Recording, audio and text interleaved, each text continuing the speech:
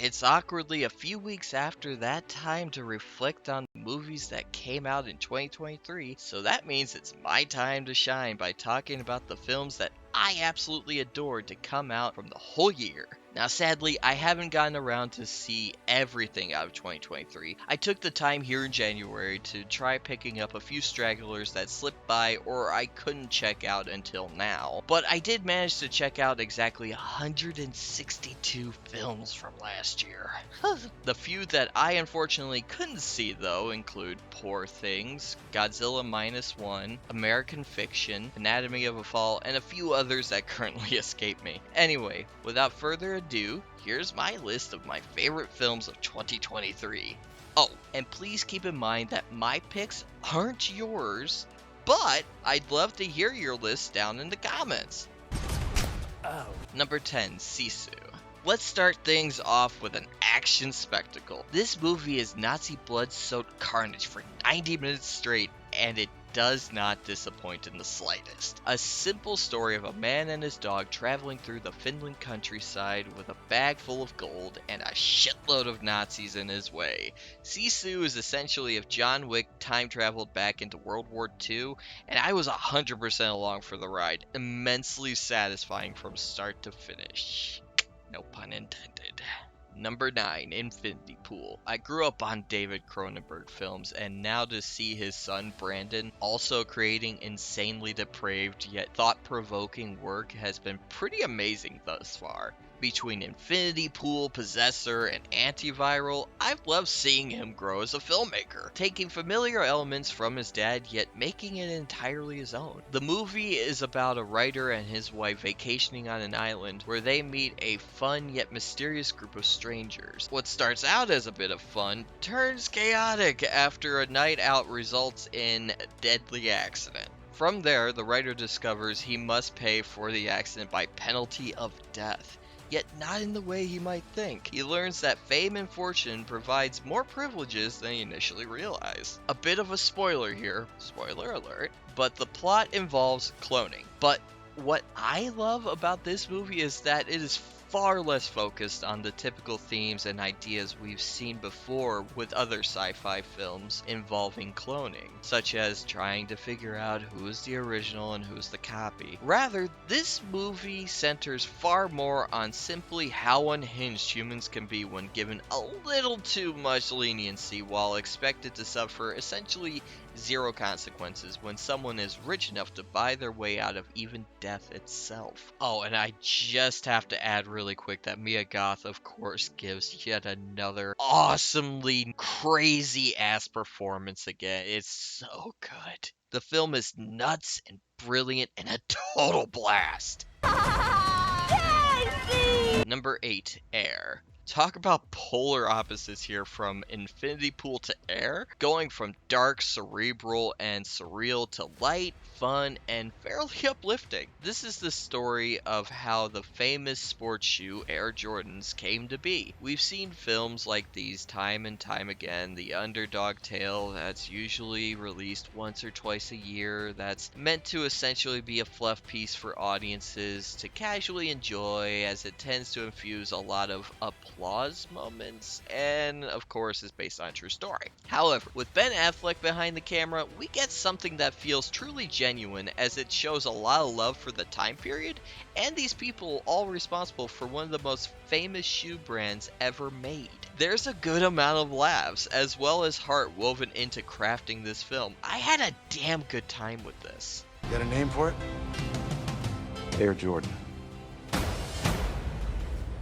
I don't know. Number 7, Dream Scenario.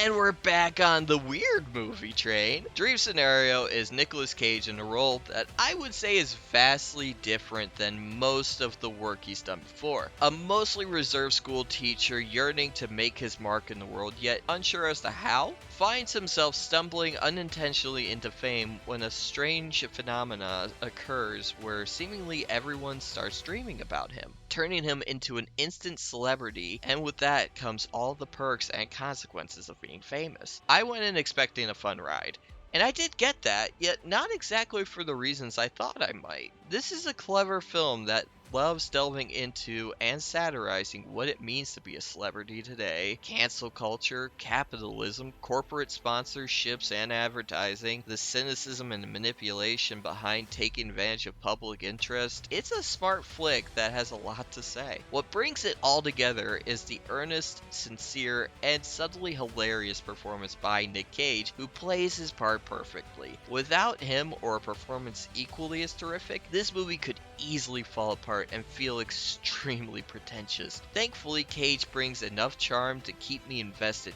even when his character might not be as genuine as he claims. Number 6, Mission Impossible Dead Reckoning Part 1.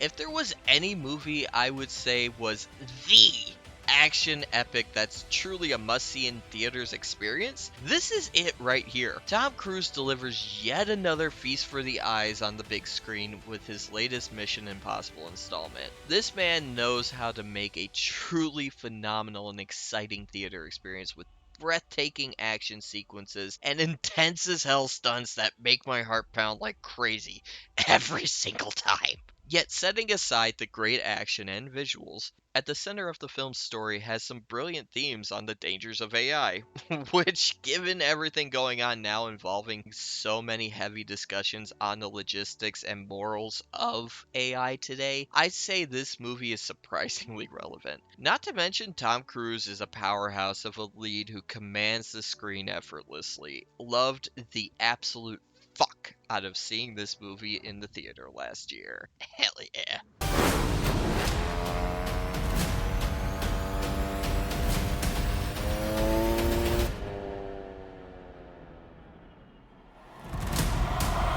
Number 5, Oppenheimer.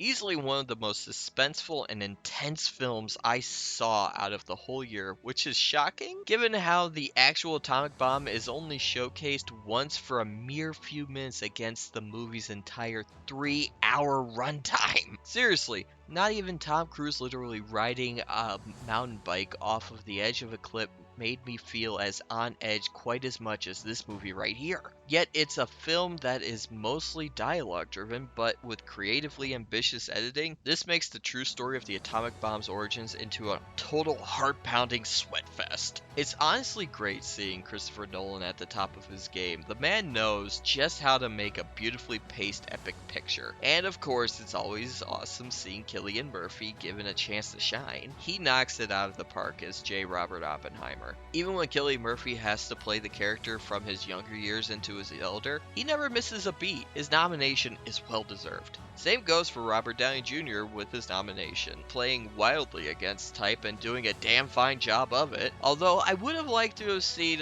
love given for Matt Damon going from his lovable character in Air to this high-strung colonel here in Oppenheimer, but we can't always get what we want. Number 4, Cobweb. A little Halloween surprise that I have already gushed over immensely in a previous video, so I'll keep this brief. But I have to say, this is a movie that I really hope garners enough love to become a new Halloween cult classic like Halloween 3, Season of the Witch, Trick or Treat, Terrifier 1 and 2, or The Guest. Think of this movie as an excellent double feature with something like Coraline, but for a slightly older audience. Loved every pumpkin-filled moment of this.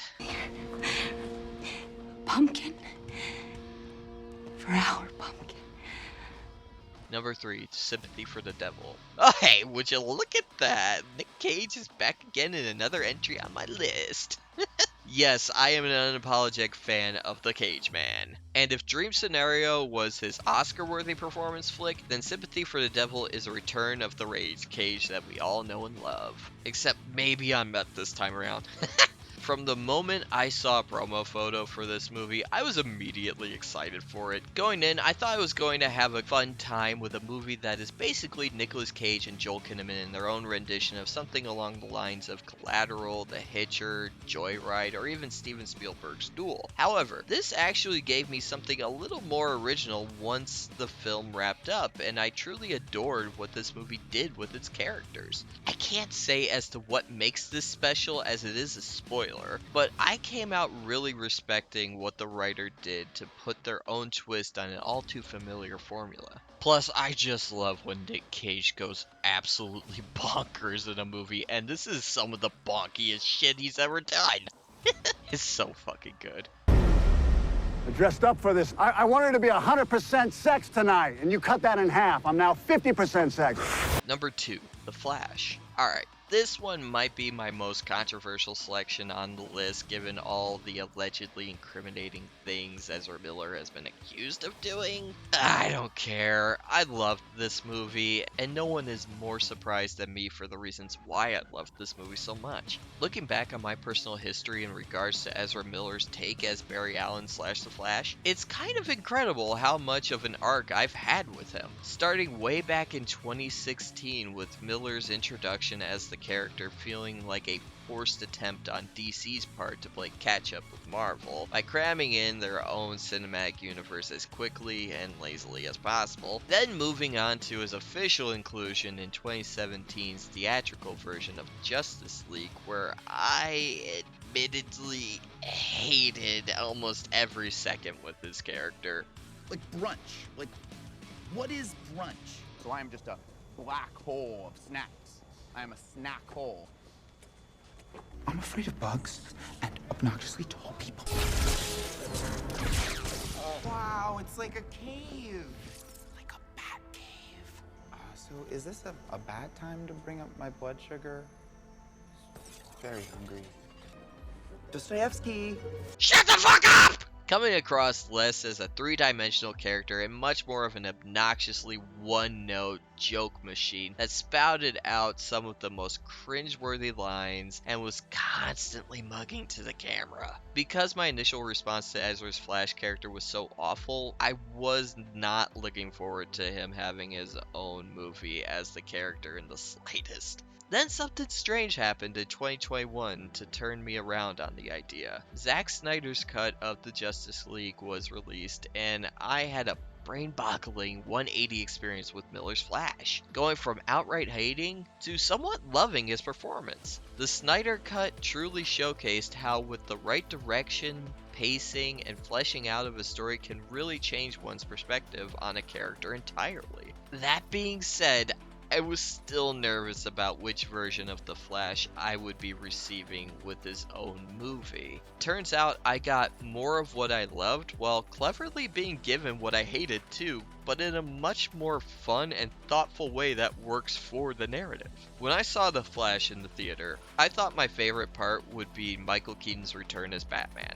And not gonna lie, the kid inside my heart still loved every second of seeing him back in the cape and cowl again. However, it turns out my favorite part about the movie was actually the Flash himself. Ezra Miller churns out not only one but two great performances as two different versions of his character that are both energetic and funny while simultaneously heart-wrenching at times. Seriously, this movie surprisingly gave me one of the most emotional and gut-punching moments I saw all year in a film, and it largely has to do with actors Miller and Maribel Verdú, hopefully I'm pronouncing it right, as his mother. When I initially saw The Flash in the theater, I liked it a lot and had a really good time with it, but it wasn't until I decided to watch it again at home when I noticed how thoughtful and heartfelt the film is and how much it still managed to affect me emotionally, even though I already knew what was coming. I sincerely love this movie, and now it saddens me that we'll likely never be seeing a sequel to this. The cherry on top of the beautiful story and performances lies creatively fun action and visuals, Michael Keaton being badass as ever, and Sasha Calle, hopefully I'm pronouncing it right, with her well done and cool introduction as Kara Zor-El / Supergirl. The only issue I personally have is that some of the CGI is bad. I can't lie. There's a small percentage of the special effects that are just plain bad. But there's also some really good effects too. Overall, this was my favorite superhero flick to come out all year. Alright, before we get to my number one pick, here are a few honorable mentions. Seeing how I watched a lot of movies, sacrifices must be made from a top 10 list, and so here are a few that were so close but just barely didn't make the cut. Killers of the Flower Moon, Spider-Man Across the Spider-Verse, Blackberry, Talk to Me, Guardians of the Galaxy Volume 3, No One Will Save You, Dungeons and Dragons Honor Among Thieves, Mithrigan, Shazam Fury of the Gods, and Nimona. And here we are with my number one favorite film out of 2023, The Holdovers. This was by far the biggest surprise I found all year out of any movie. And no, not because it's a giant cinematic spectacle, nor necessarily because it's the most thought-provoking film either, but because it is the sweetest and most delightful picture I saw out of 2023. This film spontaneously warmed my heart on possibly one of the worst days of my life, mentally speaking. Without going too deep into the subject, I had what I could only describe as a mental breakdown the day after Christmas. It was awful, truly. The night this event occurred, literally minutes after calming down enough to breathe normally again, I decided to throw on a new movie that I had heard good word of mouth yet knew absolutely nothing about. And even though nothing in my life had changed, nothing got better, this movie somehow managed to almost immediately make me feel better through the sheer charm of these characters and the love it shows as a throwback to 1970s indie filmmaking. The Holdovers centers on a small cast of characters: Paul Giamatti as a curmudgeon school teacher, Dominic Sessa as a slightly rebellious student, and Davine Joy Randolph as a morning cafeteria cook, who are all stuck together in a prep school during the holidays. And what we wind up with here is one of the best feel-good movies I've seen in a very long time. So much care went into writing these characters and this 70s world we're visiting. Giamatti is beyond excellent, and it has one of the most endearing character arcs I saw last year. And Randolph absolutely deserves to win an Oscar for her role. She was fucking outstanding. It's funny that I went in not actually realizing that this was a Christmas movie, and coincidentally popped it on the day after Christmas. The Holdovers seemingly came into my life just at the right time, and it holds a very special place in my heart for what it did for me and reminded me exactly why I love film. Film has so much power and can provide so much to someone's life in a measly couple hours. I'm enamored and filled with joy by this movie, and I can't say enough kind words about it. It provided me with happiness in a time I thought wouldn't ever be possible to feel ever again. So I deeply want to say thank you to writer David Hemmingson and director Alexander Payne for gifting me that happiness. It's amazing, and I love it. See, when you say it that way and throw in some pornography, it's a lot easier to understand. So anyway, that was my picks for the top 10 best films of 2023, but please tell me all of yours down in the comments. I would love to see how everyone else felt and talk endlessly about the movies we loved.